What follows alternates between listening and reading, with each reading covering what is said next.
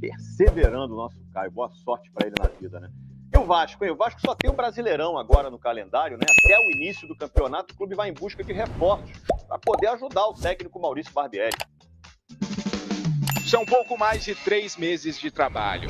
O técnico Maurício Barbieri já passou pela fase inicial do projeto, começou a tocar a obra. E agora a torcida está ansiosa pela evolução desse Vasco versão 2023. A gente sabe que o Vasco não está pronto, não está com a porta fechada, não tirou a plaquinha de reforma ainda, está lá ainda.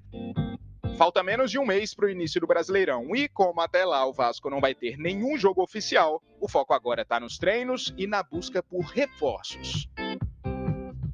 A janela de transferências fecha daqui a menos de 2 semanas, no dia 4 de abril. Depois disso, o clube só vai poder voltar a contratar na janela do meio do ano, em julho. As prioridades são um volante, um lateral esquerdo, um meia de criação e 2 atacantes. Barbieri já demonstrou preocupação com o aproveitamento das finalizações. O time tem falhado na hora de marcar os gols, inclusive em cobranças de pênaltis.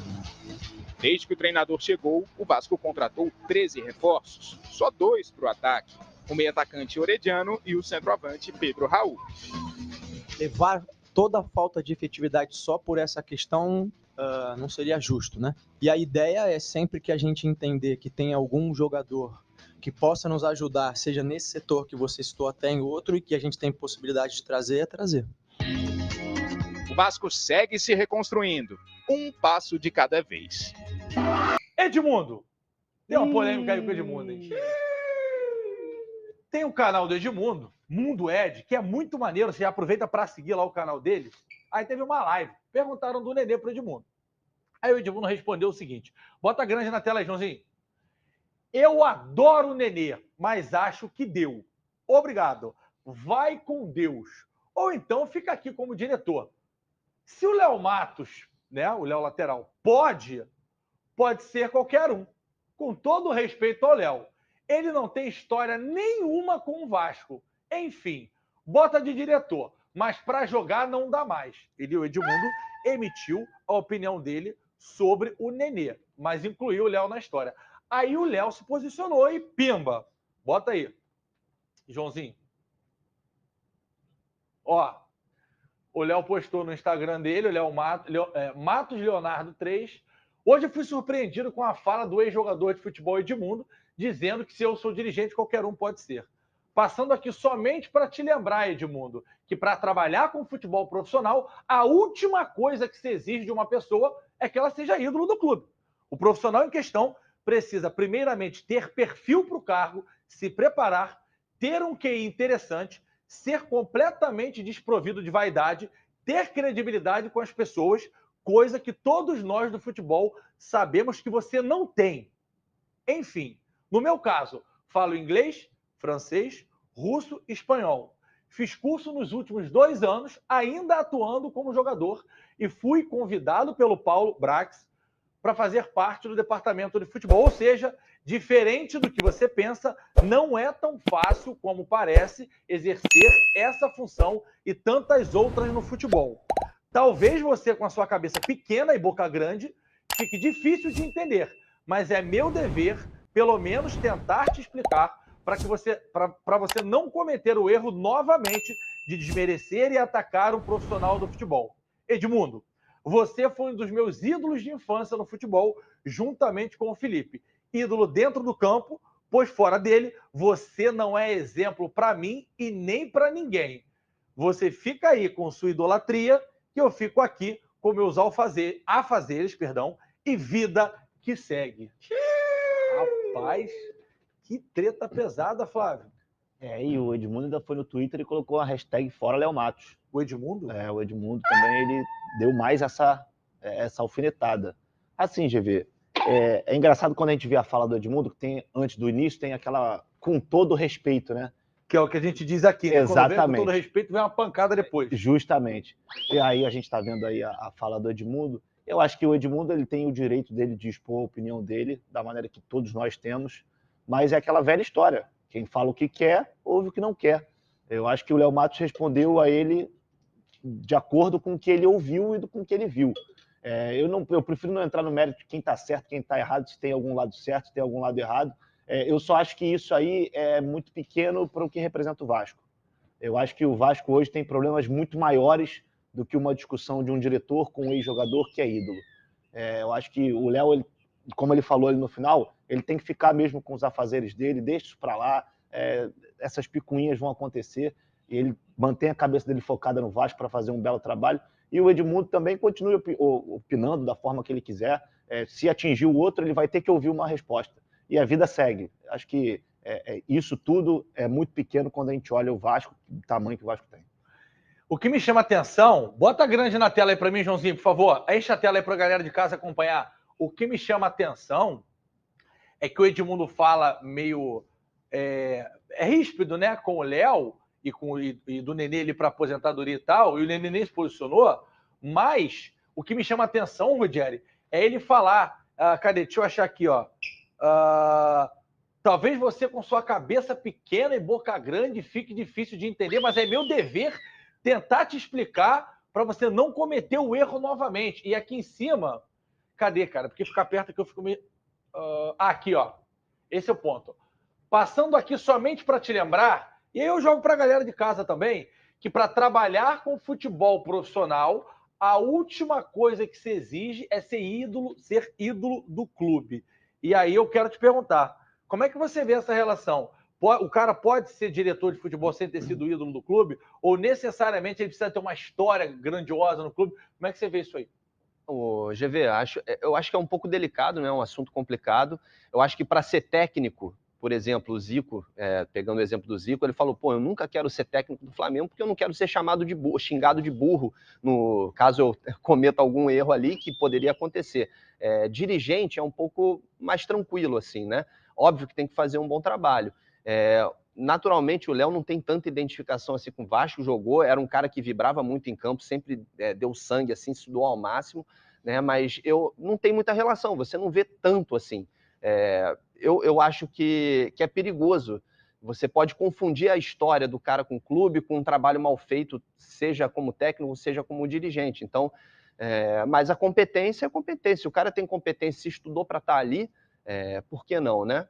Tem que avaliar o trabalho, não a questão dele ter se jogado ou não no clube, né? E um exemplo disso, por exemplo, é a questão do Dinamite, né? Quando ele foi presidente do Vasco.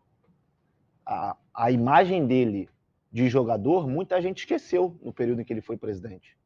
E aí depois ele consegue recuperar com alguns torcedores. Então, assim, é muito complicado. Eu acho que você não precisa ser ídolo para ser diretor de um clube. Como o Ruggeri falou, você precisa estudar. O Bandeira de Melo, quando foi presidente do Flamengo, quem era o Bandeira de Melo? Ninguém sabia. Cara, o melhor dirigente de futebol, para mim, os dois melhores para mim, eu não trabalhei com um, mas tive contato numa negociação que a gente quase avançou, mas não deu. E a outra eu trabalhei desde criança e me profissionalizei com ele sendo diretor. Hoje ele está no maior time, um dos maiores times do Brasil, né?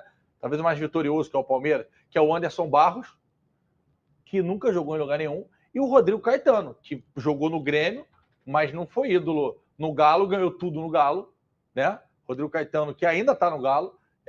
Então, assim, eu não sei se realmente tem essa necessidade, mesmo enquanto ex-jogador. Porque a gente usa a referência do Bandeira, que é excelente, mas o Bandeira não jogou. Exato. O Rodrigo Caetano, pelo que me consta, não era um craque de bola. Não era de seleção brasileira, eu não me lembro direito. Mas como dirigente, para mim, é um dos melhores do Brasil. Não, e assim, eu discordo da opinião do Edmundo sobre o Nenê. Eu acho que quem tem que dizer se vai continuar jogando ou não é o jogador, é o Nenê. Porque fisicamente, pelo que a gente vê, ele tá bem. Ele tá bem. O Nenê quer jogar, pelo menos esse Carioca ele quis jogar. E eu torço muito para que ele continue jogando pelo menos até o final do ano. Porque é um cara que é cobra da bola, sabe jogar, tem muita qualidade. E mesmo com toda essa idade, ainda se destaca no Vasco. E tem a questão do ambiente ali, né, também. Exato. Além dele se cuidar muito, a gente lembra do Zé Roberto, que jogou até os 40 e tantos lá no Palmeiras, foi campeão e tudo. E o Nenê se cuida bastante, é um cara tecnicamente ainda muito bom. E faz diferença dentro de campo. E dentro de campo e ali no grupo também. Questionavam muito o Diego Ribas, que Diego, para e tal, mas olha com o ambiente do Flamengo com o Diego tinha um comando. Bom, aí já é outra questão, mas eu acho super importante, mas quem tem que dizer é o Nenê, ele ainda tem uma bolinha para gastar ali. O Edmundo, ele foi até onde ele pôde também, né? O Edmundo, no final ali, já estava meio que se arrastando no no fim das contas. Mas eu acho que é de cada jogador. Eu não acho que o Edmundo tenha feito isso por mal, tá? Assim, não, eu tô com o Flávio, eu acho que não é hora de alimentar esse tipo de coisa. A gente tá noticiando porque tá bombando e a gente tem, né, esse compromisso até com quem não é da internet. A gente tem muita gente aqui jovem, de meia idade e gente da melhor idade que não é tão conectado assim. E nosso compromisso é noticiar, né? Eu sei que já bombou na rede social, no Twitter e ontem, mas eu, por exemplo, não uso Twitter. Meu pai não usa Instagram, não usa Twitter, não usa nada. E meu pai tem 60 burdoada já, assiste, então assim, ele não ia nem ficar sabendo. Então a gente traz aqui para o senhor, para a senhora, seja lá com a sua idade, que não é tão inteirado, a gente traz para cá as polêmicas do dia, mas eu acho que não é. Eu tô com o Flávio, hora de alimentar isso. Eles lá, né? Fazer hashtag nada. Sim. Edmundo é um cara gente boa pra caramba também. O Léo Matos eu conheço desde criança, é de São Gonçalo. É de São Gonçalo, com certeza. Nada de São Gonçalo também. Léo Matos é um moleque muito maneiro, a família dele.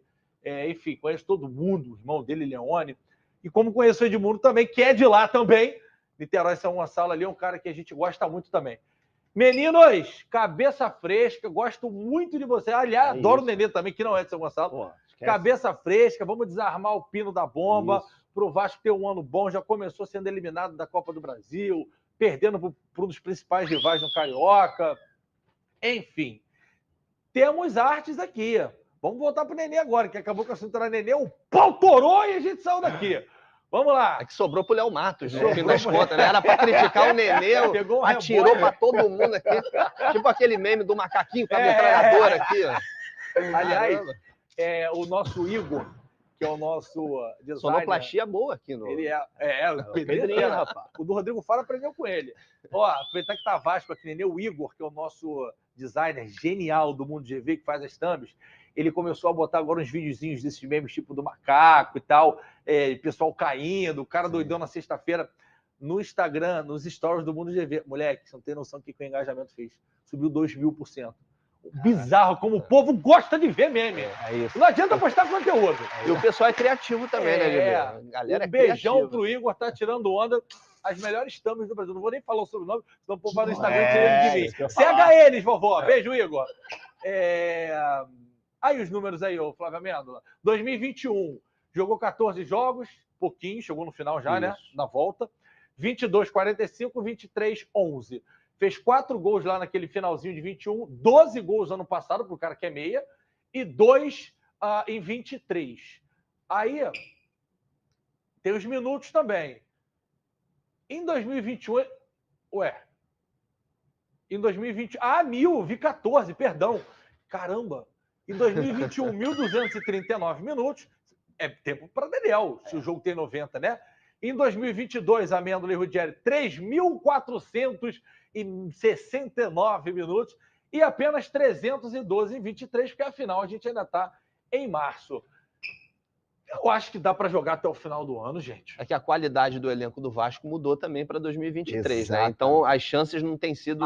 Ele quase sempre tem entrado, mas 2022 o Nenê era a primeira opção ali, né? Ele foi titular durante a maioria da temporada. E 12 gols e 11 assistências para um vovô, pô, tá bom demais, cara. Tem gente que não faz isso. O senhor tá falando aí, o senhor tá concordando com a cabeça? Tô concordando.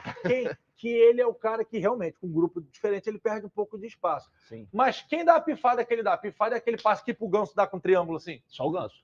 Não, no Vasco. No Vasco não tem. Quem seria a peça? Talvez o Alex, mas o Alex tem outras características. Teixeira. E o Alex tá fazendo... Eu acho que muito do pouco espaço do Nenê esse ano vai de encontro com um bom ano que o Alex Teixeira tá fazendo. Que hoje é o cara que disputa uma vaga com o Nenê. A gente também tem que entender que o Nenê ele não vai ter o mesmo nível de atuação de anos anteriores, até porque as coisas vão mudando. Mas eu espero que ele continue no Vasco, que ele jogue pelo menos mais um ano, porque, na minha opinião, ainda tem lenha para queimar. Muito bem, vamos beber uma água ali. Eu quero entender se essa treta já acabou. Vamos mandar mensagem. Manda mensagem. Vamos ficar de bem. O negócio